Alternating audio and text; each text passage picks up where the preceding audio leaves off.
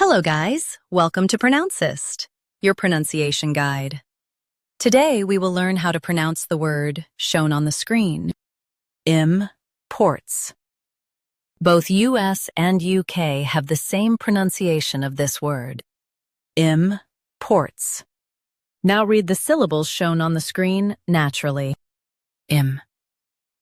Ports. Ports. Stress ports and keep them short. Ports. Ports. Stress ports and keep them short. Ports. Ports. Stress ports and keep them short. Ports. Ports.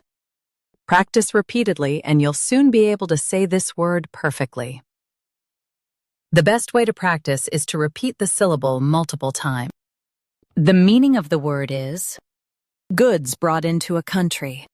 Try repeating this word several times to improve your pronunciation. We post daily videos on useful and commonly mispronounced words to help you speak clearly and confidently. Like this video and subscribe to Pronouncist for more pronunciation guides. Thanks for watching us.